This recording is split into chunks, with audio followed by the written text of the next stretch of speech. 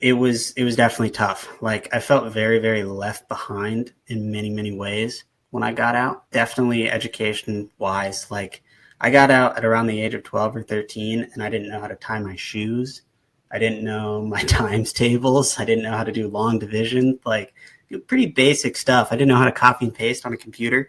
Basic stuff that you would learn, as a kid, but never just really took the time, just because we were so focused on other more important things, I guess. Myles, welcome to Point of Impact.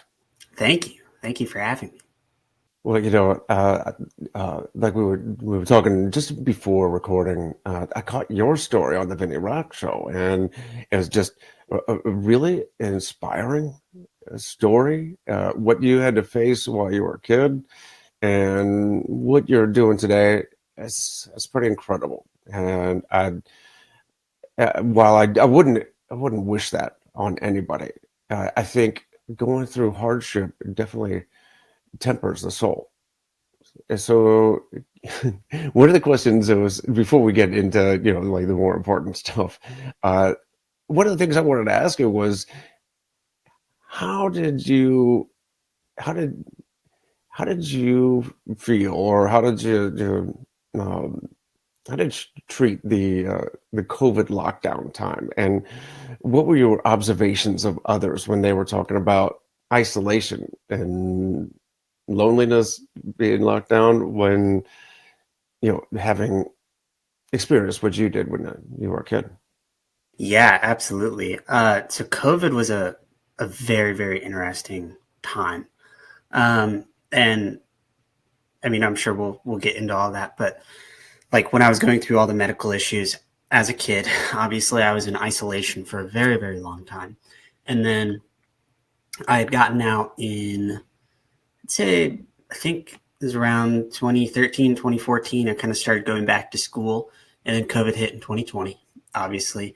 And yeah, it was kind of odd, because I'd kind of felt like, well, this sucks.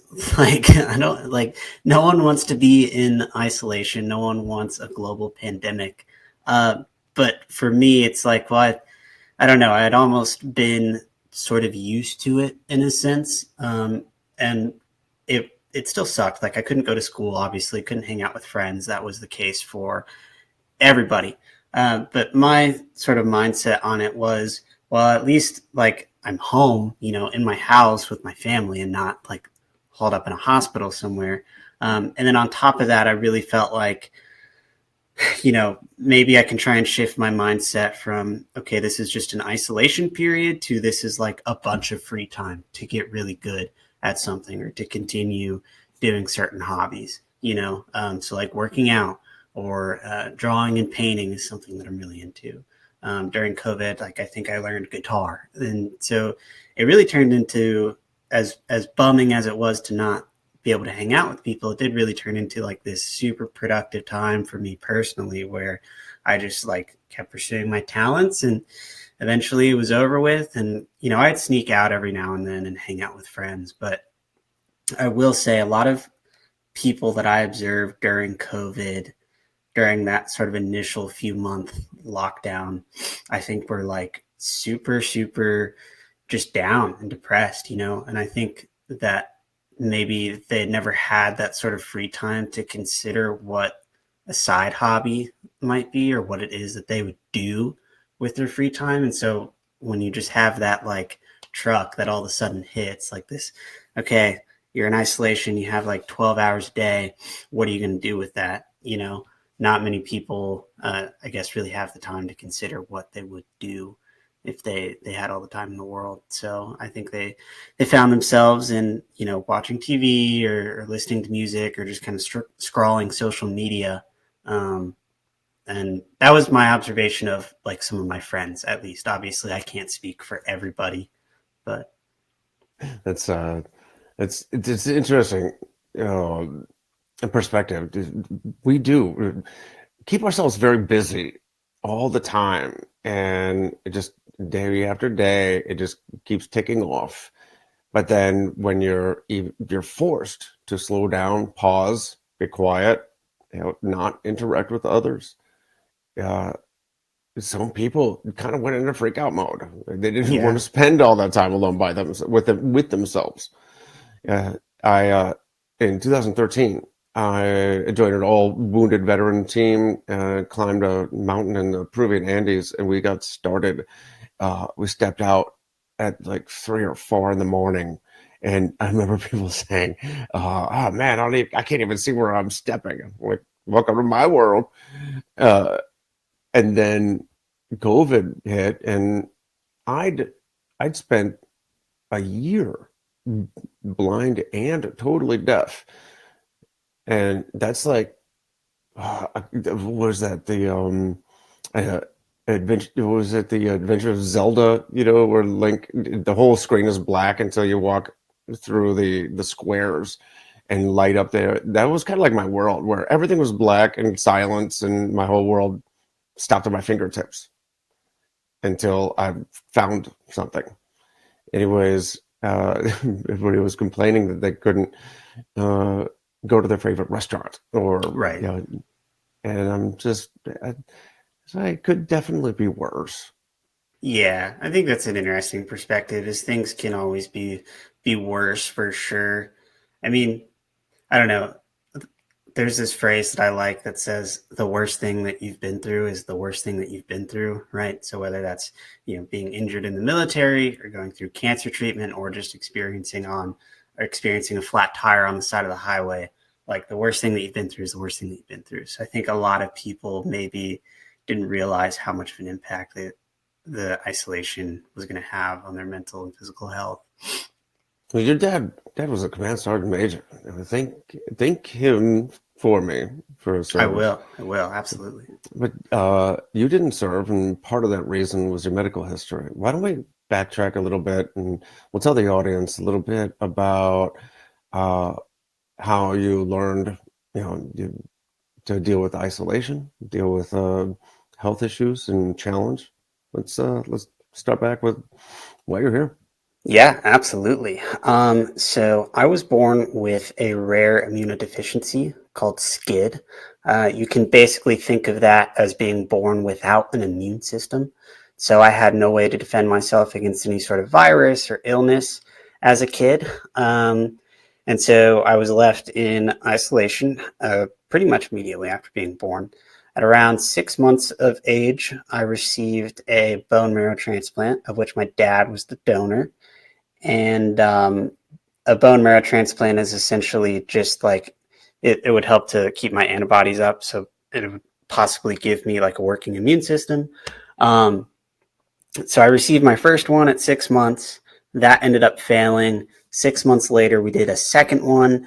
My dad still being the donor, and then that kept me going for a while. It was definitely more successful than the first one.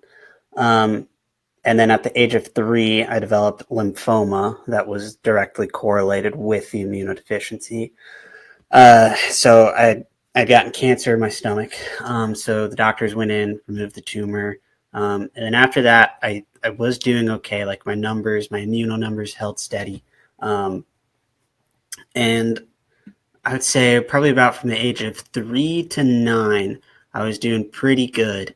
I didn't go to school. I was homeschooled. I had to be real careful about, going into crowded places and playing outside in the dirt and stuff. My immune system was working, but it was still very frail, still very susceptible to infection and illness. I did get sick a lot as a kid. And then at about the age of 9, the second transplant started to fail again. I had severe cases of pneumonia.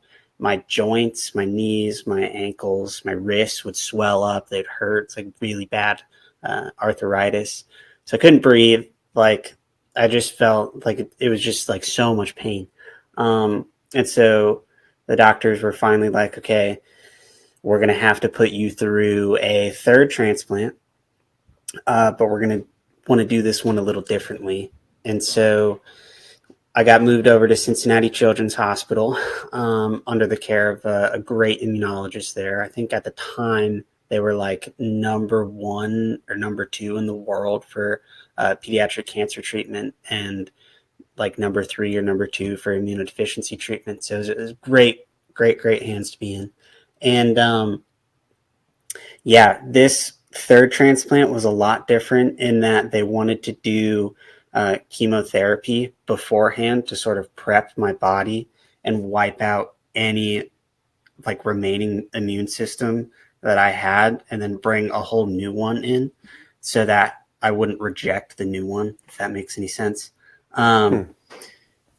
And so that was set to be like a 6-month long process rather than just, you go in, you receive a transplant, and then you're done. And so it was a 6-month stay in the hospital. And then a week before I was going to go into that, I was diagnosed with lymphoma again for the second time in my neck. And so the doctors basically came in, they told me, okay, like we're going to have to treat the cancer and then do the transplant back to back. And they basically told me and my mom, like, your chances of making it are less than 5%. But we'll go ahead and try anyway. And so they removed the tumor, did chemo to get rid of the remaining cancer, and then did more chemo to prep for the transplant. And that 6-month process ended up being about 2.5 to 3 years of just like living in the hospital, living in isolation. And obviously, I didn't go to school. I was not keeping up with my education at all, just because I was focusing on like getting through day to day life. Um, and so I got out, and I really hyped up like the expectations of getting out. Like, oh, finally, I could go back to quote unquote normal life, whatever that means, right? Um, and so I get out, and I realized that like physically my muscles had atrophied so much of just being like, laying in the bed for so long. So I really couldn't do anything. Like I could barely walk up the stairs, couldn't walk to the end of my driveway. Like it was tough. It was a tough recovery getting out. And so, yeah, little by little after getting out, I had started walking the stairs and walking the driveway. And eventually that kind of just compounded over time, walking, from the driveway to the street, and then from the street to the neighborhood, and so on and so forth, until I could run or get back on my bike or get in the gym. But all that to say, it was definitely tough. Like I felt very, very left behind in many, many ways when I got out. Definitely education wise, like I got out at around the age of 12 or 13, and I didn't know how to tie my shoes. I didn't know my times tables. I didn't know how to do long division, like pretty basic stuff. I didn't know how to copy and paste on a computer, basic stuff that you would learn, as a kid, but never just really took the time, just because we were so focused on other more important things, I guess. But yeah, I think I think you're a during little that, preoccupied at the time. yeah, exactly, preoccupied with health stuff for sure. Um, Let me ask you before moving forward. I just want to ask you. Okay, so you you were about to get cancer treatment mhm. before the bone marrow transplant, Yes. and you developed cancer. Define what is irony, Alex? But you so you it's like to putting the cart before the horse. But you were just about to take the chemotherapy anyways. Mhm. You had to stop that particular treatment or halt before it started to actually treat the cancer. Then you could start the bone marrow transplant. Yes, that is correct. I don't really know like the science behind it. So I think what ended up happening was, like, I don't know if there's like a different type of chemo, or like whether it's the amount that they do. I'm not so sure. What might have happened is that the chemo that they had done to treat the cancer also worked as um, like the prep for the transplant. Either way, I had to do chemotherapy. Um, so either way, I was dead in the water. How old were you at this time? I was 10 years old at this time. Man, I can't imagine, having my sons, any one of my sons going through something like that at that time. Uh, your folks, they're pretty supportive. Oh yeah, absolutely. Yeah, I would not be here if I did not have supportive parents. Well, I mean, obviously, I mean, your dad providing the donor marrow. Yep.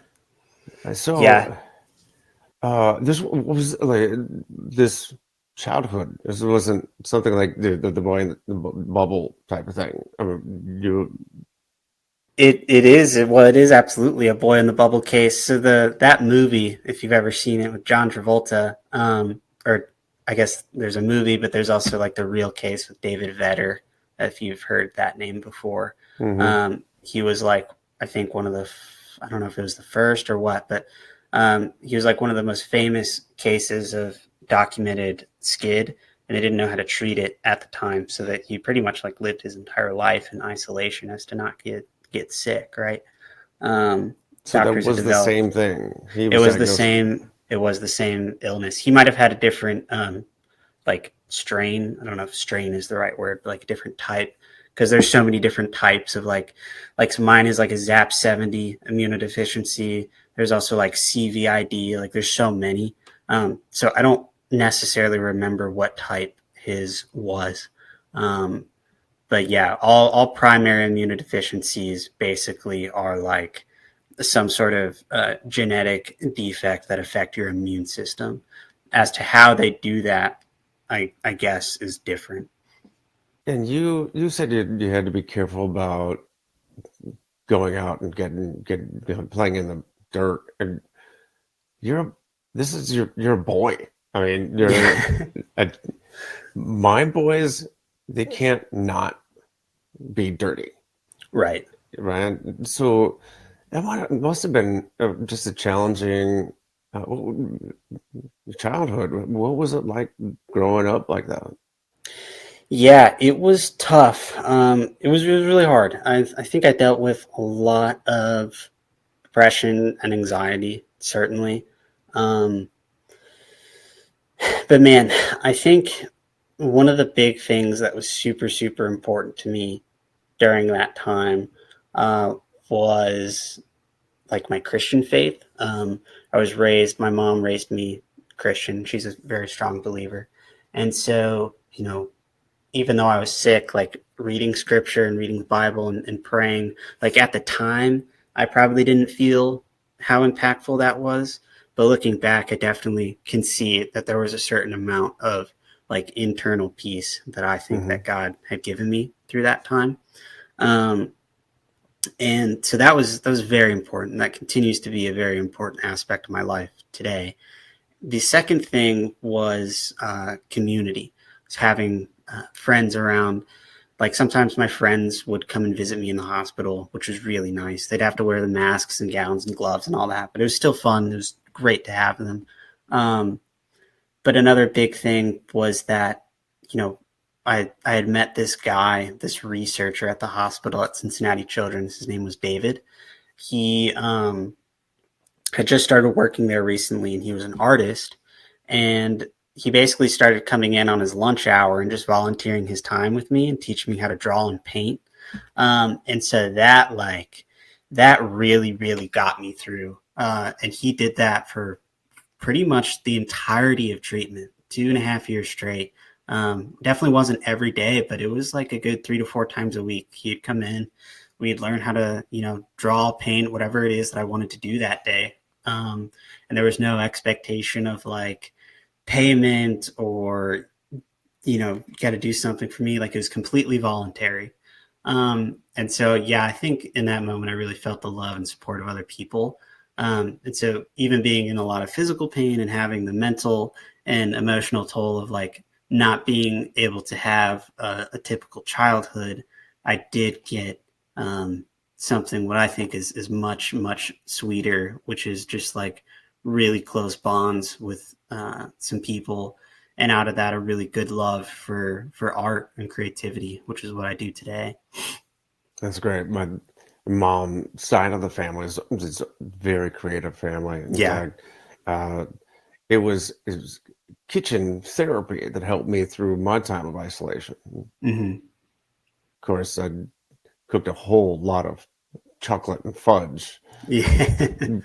which meant I also needed to get on the treadmill quite a bit more. But that's terrific. That's incredibly selfless service that uh, for him to come in and do that for so long. You know, Yeah.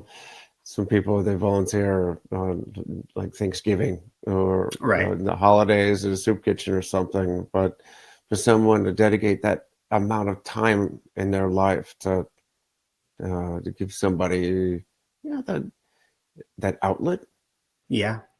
So you also besides the sketching and art and paint, you're also writing.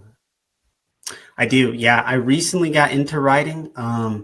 Basically my goal would be to like write and direct film and commercials. That's really what I'd like to do. Um, and so yeah, I've been writing a lot of scripts lately, and that's been a lot of fun to sort of learn how to do. And I think it's a very similar process to drawing. The one most important thing that I've learned about drawing and painting is that it's just the art of noticing and then having the motor skills to put what you've noticed onto paper or canvas. It's that simple. Um, People always say like, you're so talented. That's so awesome. It's like, it's actually not talent. It's a skill. Like you can learn it. And I really think that the same is true for writing. It's just that writing is noticing and then having the verbal or the mental fluency to put what you've noticed on paper in a creative way. Um, and so, yeah, that's just what I've been trying to do. There is an art and science to both, right? Of course, piecing the right words together is a scientific act. Right? Having a vocabulary, that kind of thing. It takes study and practice, just like sketch or art. But to have the finished picture in your mind or to develop the picture of what you Mm-hmm. want, the story you want to tell, that's a creative thing. That's the art part. Yeah, yeah, having a vision, I think, of something. Yeah, for sure. When you finally were free, the transplant had become would been a success, you're cancer free and all of that. Uh, what you said your your muscles had atrophied, you're very weak, your joints were sore. Uh, how did you combat this? How did you I think you I think you said you were a runner. Yes. So I'll give a lot of credit to that, to my mom, because when I got out, like I just did not want to do anything. I was very, very, very depressed about the high expectations that I had built up of getting out of the hospital, and Hmm. about those not working out. And so I did not want to do anything. Like I was totally like, I'm done. I'm done putting in effort to anything. Like this is totally worthless. And I'm sure you've experienced this. Like that is a very dangerous point to reach where you feel like, yeah, I'm just done. Like I don't want to. I'm tired. I don't want to do anything else. It's not a fun feeling. And I think in those moments, like you really, really, really need someone by your side, some sort of support system, whether that's, for me, it was my mom. Um, for you, I'm sure you've had your own, people in your life who've been there for you. And I think that's really sweet. Um, and so, yeah, when I got out and when I had reached that point, my mom was like, okay, like we are going to get up every day and we are going to walk, whether you like it or not. This is what you're going to do. And it was like, yeah, fine, mom, whatever. Um, so I'd done that. And it was like really, really hard just to do something as simple as walk at first. But then, like 2 or 3 weeks passed by, and I had noticed, oh, wait a second, this is getting easier. Now I can go up the stairs. And then 2 or 3 weeks passed by of that. And it was like, oh, now I can go up the stairs using like both of my legs. Because I had only been able to go up like one leg at a time. And so after I'd kind of started noticing the little progressions that I was making, I slowly, slowly became addicted to getting better and better and better. And then eventually I just kept doing it on my own. I didn't need to be pushed to do it because I had started to see the fruits of my efforts. And so I just kept walking. I kept walking the stairs. And then eventually I got good enough to where I could get back on my bike and ride my bike. And I started doing that before I started running because that was a little easier. And then finally, the time came when I was able to go back to school, and my friends had convinced me to join the track team, which I was hesitant about at first because, I was like, I don't know, I don't know if I'm necessarily prepared to compete in anything yet. But that's one of those things where you just kind of have to take a leap of faith and leave your comfort zone, And so I ended up signing up. And it was really, really good because I had so many friends at school who were supportive and sympathetic to my situation. And even if I didn't do well in a race, they would still push me. And so I did track from 8th grade all the way to my sophomore year of high school. And I ended up getting, I wouldn't say super good, but I was fairly good. I was in shape, much better off than I was getting out of the hospital. After these messages, we'll be right back. I'd like to thank the sponsor of this episode, Extraordinary Delights, EODfudge.com. Extraordinary Delights is a disabled veteran, family-owned small business making handcrafted fudge and other sweet treats for the chocolate-loving patriots just like you. Go to EODfudge.com and check out some of our delicious flavors like triple threat chocolate with or without walnuts, mint dark chocolate, strawberry and creamy white chocolate, or my personal favorite, American Pick-Me-Up, an all-American version of tiramisu. While you're there, go to the apparel store and check out our awesome t-shirts, polos, and the baddest tactical apron on the market. You see me wear on the TikTok show, Aaron Hale's Cook Without Looking. So, right now, go over to EODfudge.com and pick out some fudge, other sweet treats for that patriot in your life with a sweet tooth. That's EODfudge.com. EODfudge.com. And now, back to the show. That you touched on something before, was that getting out of the hospital and realizing that you were kind of at zero, right? Yeah. But what people don't realize is that just sitting in the hospital and undergoing those treatments and going through all that, that's it takes an emotional toll, and there's an emotional fatigue. And then you get out and people think, okay, celebrate. And Right. But then you realize you're faced with a whole new challenge of rebuilding your physical health, but you're already mentally fatigued. So yeah, because I was picturing my own recovery after the meningitis, and I got home, and I also lost my inner ear balance, the vestibular balance with my hearing loss. Yeah. So just like you, walking down the driveway, I would have to use my trekking poles that I used to take in the mountains just to get to the mailbox and back, and I'd be exhausted because of all the extra work to balance myself. But then also what you just mentioned though was keeping at it and actually seeing some progress. And there's nothing that gives you more energy than seeing progress. Oh yeah, absolutely.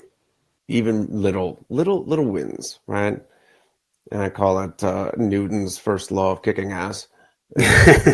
His body in motion tends to stay in motion, and it doesn't take as much effort to make even one more improvement when you're already you just had another win after win after win, and you're taking that action. So what happened when you came from where did the switch, like the change from running to powerlifting? Yeah. Man, to be honest, I think that when I started running, I was doing so much cardio I was so skinny. So I was like, I really want to like beef up and just look good. Like it was kind of just like a vanity thing. Like I just want to look big, I want to look tough or whatever.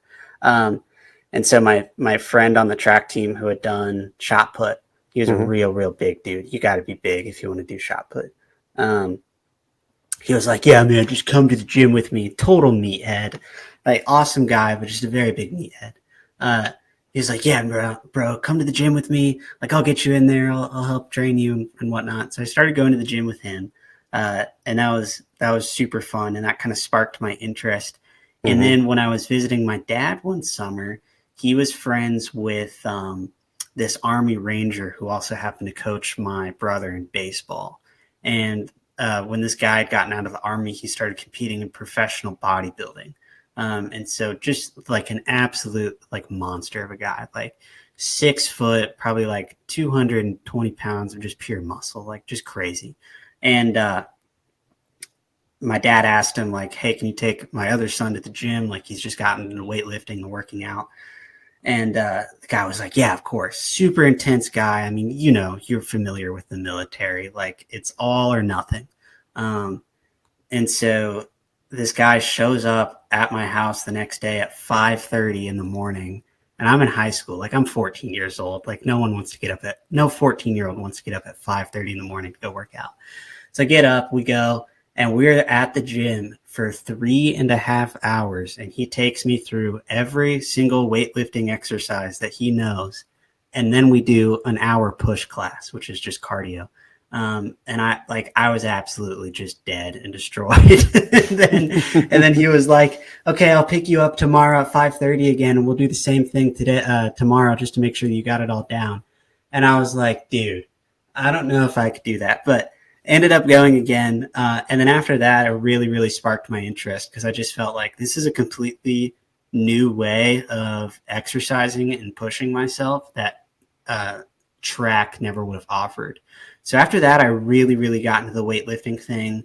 And it just turned out to be, a bunch of research, a bunch of reading, a bunch of talking to people. I never really had a coach other than him.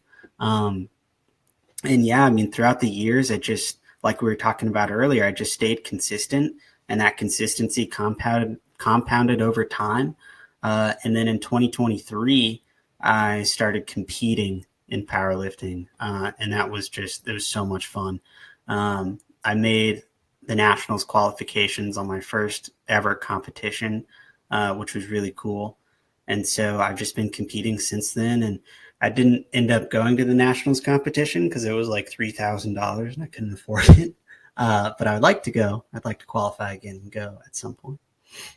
Wow, how cool is it to have your own personal drill instructor? I Wow. know. I know. It was awesome. He really kicked my butt for sure. Yeah, uh my son, you're I think I heard you mention before that you have a smaller frame. How tall are I'm 5'5". you? What's that? 5'5"? 5'5". Yep. So I'm really short. I want to go back to like the the drawing, the painting. That was therapeutic and helped you through a difficult time. And what was it? How did the powerlifting, how did the bodybuilding, what was that for you mentally, emotionally? Yeah. So I think I turned to drawing and painting because I couldn't do anything else physically. And so I was like, well, I can't do anything physically, but I can still use my head. I can still use my creativity and my hands to like make something. Um, so that was something that I did, I think, out of necessity. But I think powerlifting for me was like the very first real uh, choice that I had in doing something physically, if that makes any sense. Like I can do this because I actually like to do it and not out of necessity. Now I've grown to like drawing and painting. It's not that I don't like it, but I think that I only turned to that because I had to. Um, but with powerlifting, I think it's like okay, I can actually choose to do this, and that was like really powerful for me.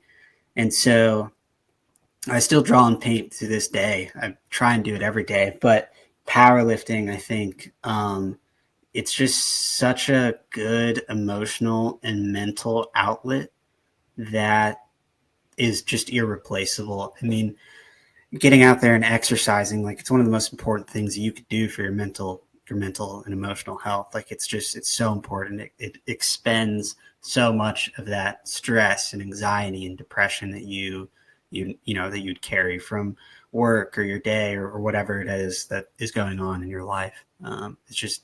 It's completely different than drawing and painting. And so I think that, they're both kind of applied in the same like situation, but they're also both different, if that makes any sense. Absolutely. Um, and of course, I think my son is 14 right now, and he's smaller stature than his peers, but he's extremely athletic, very coordinated, and he loves lifting weights. Yeah, So I think that's it's a great awesome. outlet for him, and I think it's one of those things that anybody can do. Right? Oh yeah. So tell me, when did the interest in the film industry start, and how did you get your start? Yeah, absolutely. So I'm still actually technically waiting on my start. I did a couple internships in LA, so much fun. But the interest started, I think, going back in being in the hospital, really. Um, other than the drawing and painting I had mentioned before, like obviously I couldn't do much physically. So when I wasn't drawing and painting, I was watching movies. Like that's all that I would do. And so movies had caught my interest really, really early on. And when I was being treated for the cancer, this was like at the height of the Marvel movies coming out. Like they were all new, they were all awesome. Um, and so my dad had came up one weekend, and it was the weekend that the first Avengers movie came out in 2012. And I hadn't been out of the hospital in a while, but they were like, okay, you can go on a 4 hour pass. Like you could be disconnected from your pole, your medications and whatnot. You go on a 4 hour pass and you can go see this movie, but you have to come right back and you have to wear a mask. So I was like, okay, great, fair enough. I just want to get out of here. I want to go watch a movie. And so my dad and I, we show up to Newport Theater, Kentucky on the levee, and the line to this movie is like out the building. Like I had never seen anything like it in my life. Like it was like some crazy big cultural moment. Like everyone was excited. Everyone wanted to see how this movie was going to play out on screen. Um, and so I remember just seeing how crazy that was. And we were waiting in line, and you could hear the ticket people say like, all right, 6 p.m. sold out, 6:30 p.m. sold out, 7 p.m. sold out, 7:30 p.m. sold out. And they just kept going and going and going.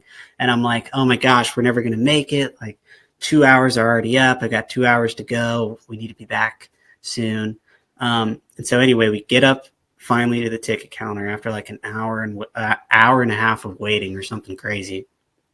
And they're like 8 p.m. sold out. And so we were like, no. And my dad was just like completely determined to get me into this movie theater. He was like, hey, my son has to use the bathroom. Can we just like sneak past real quick? And the ticket guy, some 16-year-old working the counter, he was like, yeah, sure, whatever. And so we sneak past the ticket line or whatever it is that you call it. And we did not, in fact, go to the bathroom. We just snuck into the 8 p.m. show time and stole someone's seats, uh, which I You kind of guys feel bad snuck in, about. huh? We That's snuck awesome. in, watched the movie, and it was, yeah, I mean, it's kind of dramatic, but it was like super life changing to see like all these people come together and to watch like in one communal experience, a film that everyone wanted to see play out.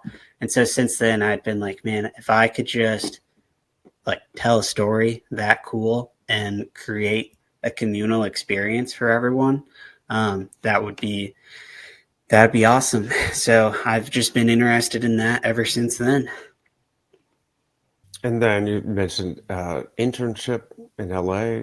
So, like, that must have been, I mean, you kind of took a leap uh, and to jump into what is a very competitive industry.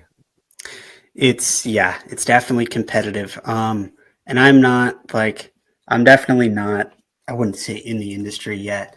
Um, I haven't directed any movies. I haven't been a part of any huge projects, but even just getting the internships were really tough. Like I had originally went to school for economics and I was like, this is just not what I want to be doing. So I transferred into Indiana University's media school and started working on like cinematography stuff. Um, and I was like, okay, this is so much better. And through them, they really helped me in just like applying for jobs and internships in the industry. And I think I applied to like 75 or 80 of those before I finally got an offer from this one small film company called Highland Film Group.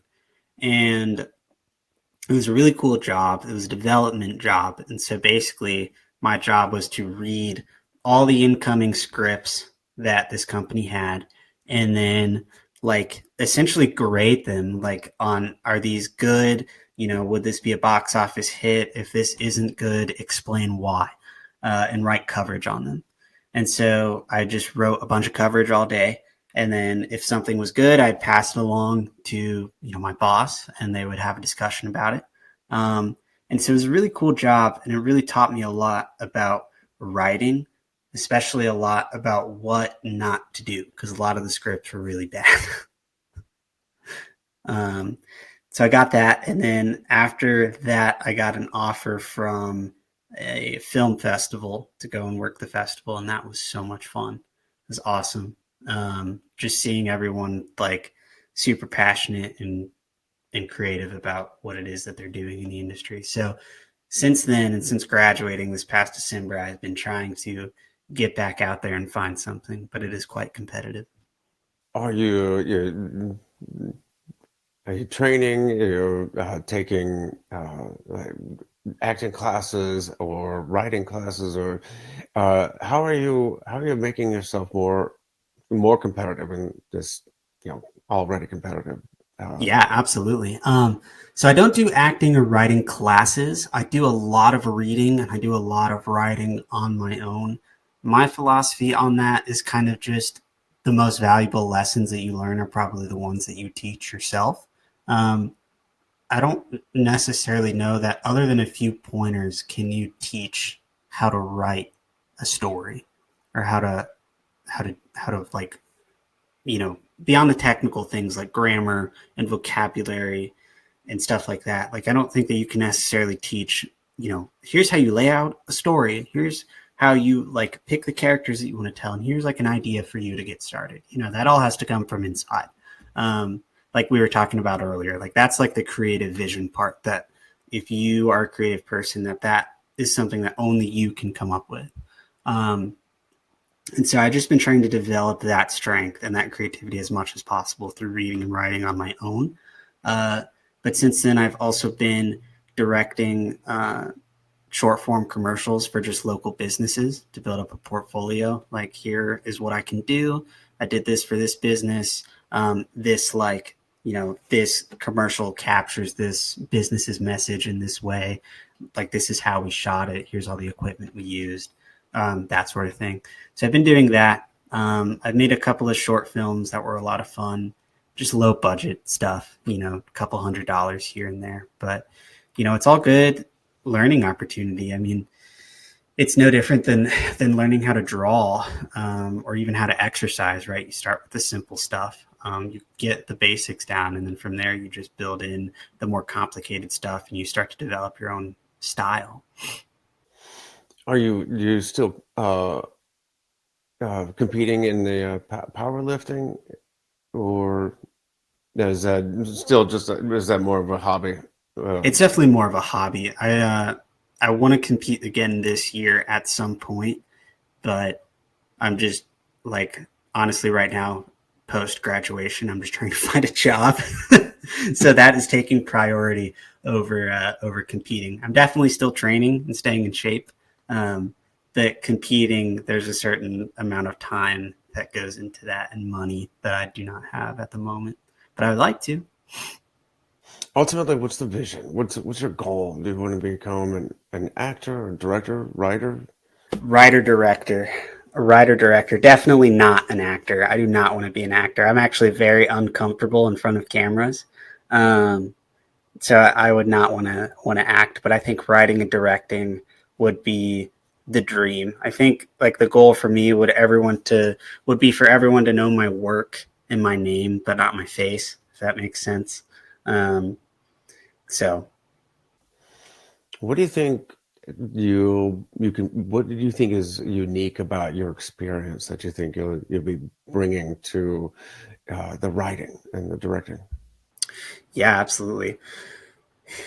I think that being a longtime fan of film as an art form, I think that I have a really good perspective of what an audience wants to see in a movie, and I'm not doing it for money or for fame or for any of that, for not for status.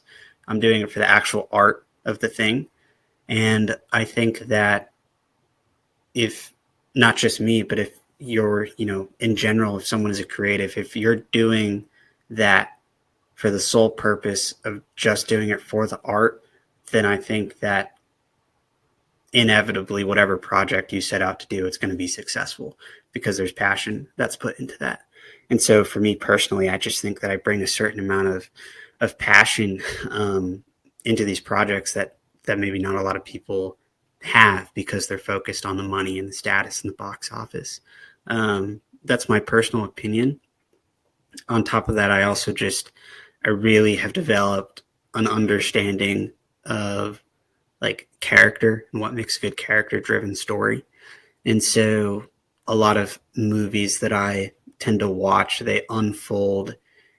Actually, let me back up. A lot of films that I watch, they're told in a situation. They're not a story, right? And so I think the old Hollywood, it used to tell a really good story that unfolded and you never knew what was going to happen in a movie. But in today's movies, you always know what's going to happen within the first like 20 minutes. The good guy beats the bad guy in the climax of the film. That's the end.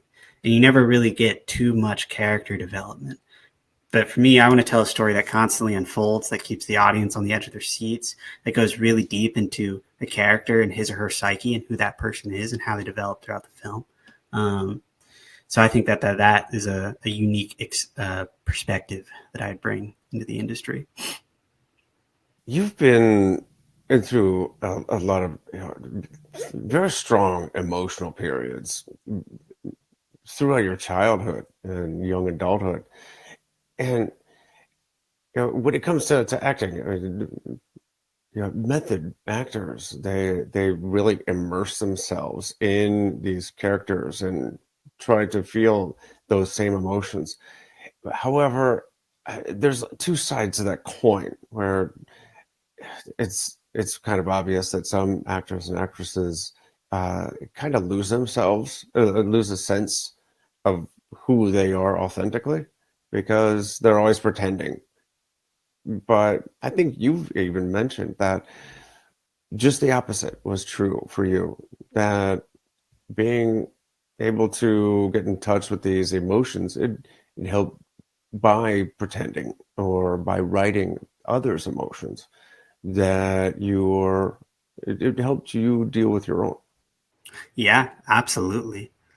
Um, yeah, it's the method acting thing, I think, is a total choice, right, for people who are in that sort of craft and space. There's people who can method act and then do the performance and pull off a great performance and then just go back to being themselves. And there's people who it just absolutely tears them down and destroys them, right? I do think acting is probably a very good outlet for people. I mean, our friend Vinny Rock, um, obviously he does acting, and he was saying that it's just so helpful for him, and it was like an outlet that he never thought would be something that he'd ever do. Um, but yeah, with writing, I think it's a bit more. Um, I don't know how to word this. Maybe it's a bit more safe in a way because you are exploring other characters' emotions and you're putting some of your emotions and what you have going on at the time down on that paper.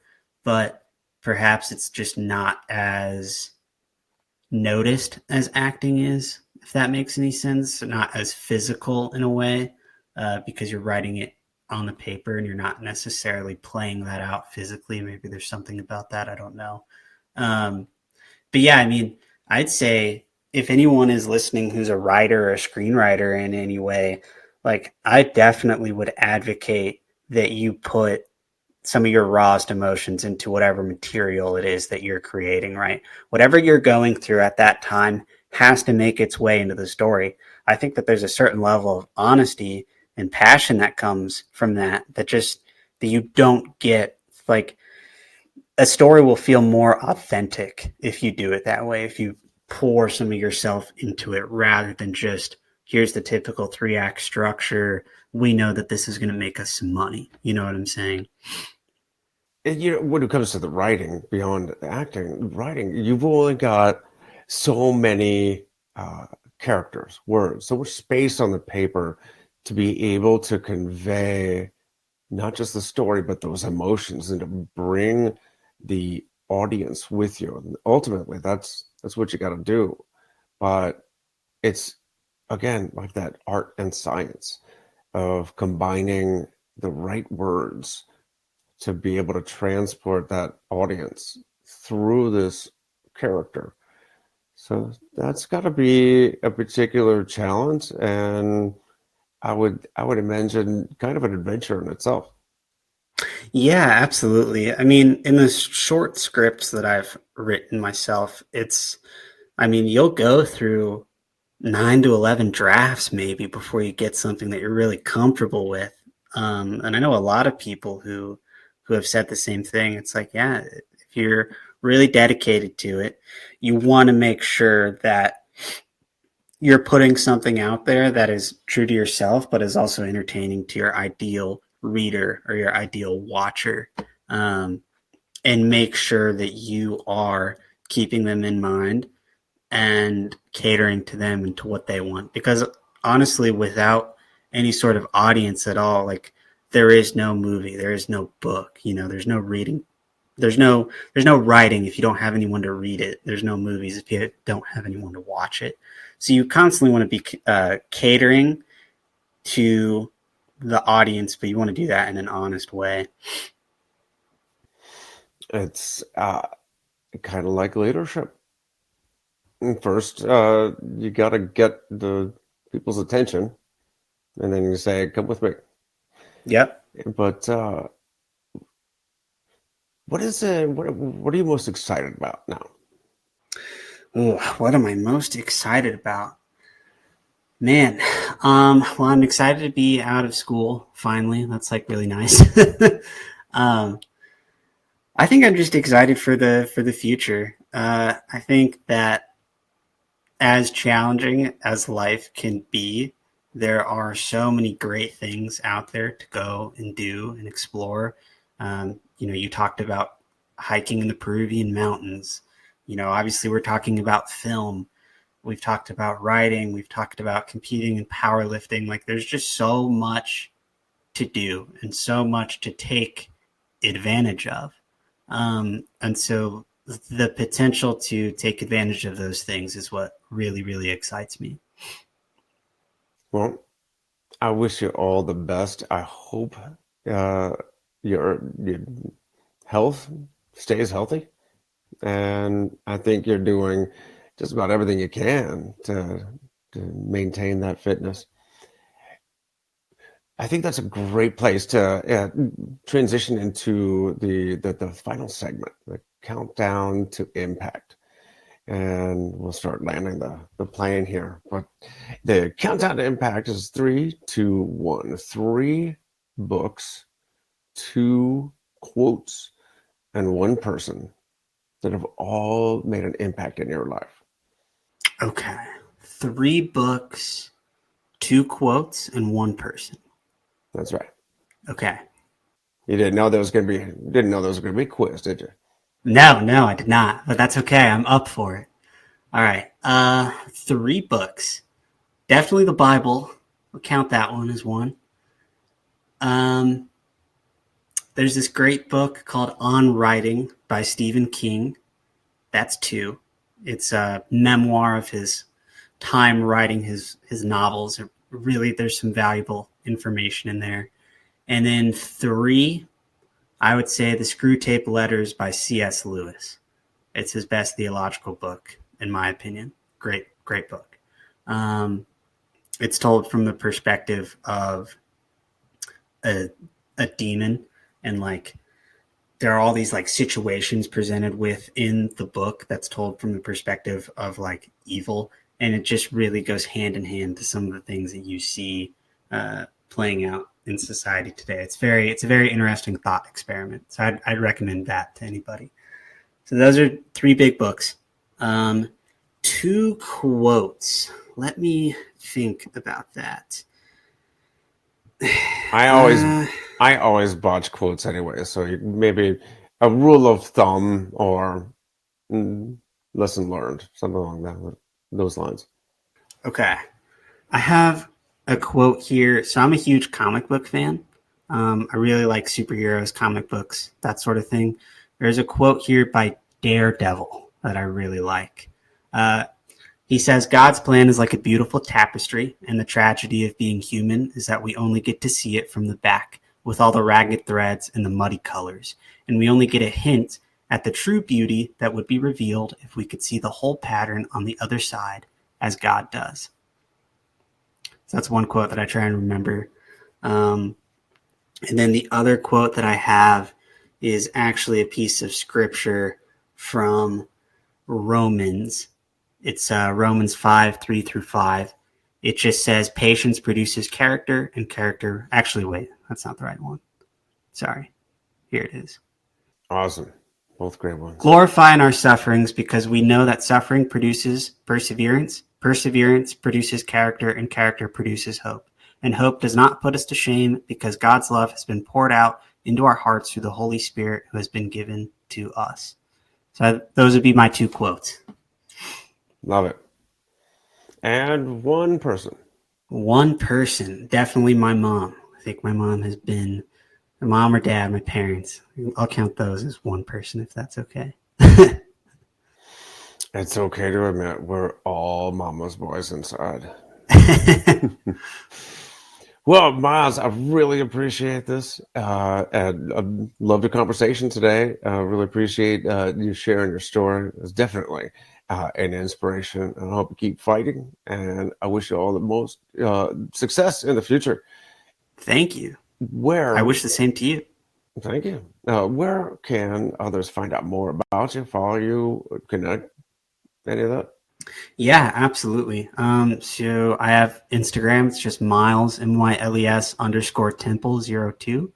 So you can check me out on Instagram. I've got some art up there. I've got some powerlifting stuff up there. And then I also have a tiny little podcast called Confused but Alive. That's on Spotify. Awesome. Well, we'll share all those links and your countdown answers in the show notes. Sounds good. Well, thank you so much. I appreciate it. Have an awesome day.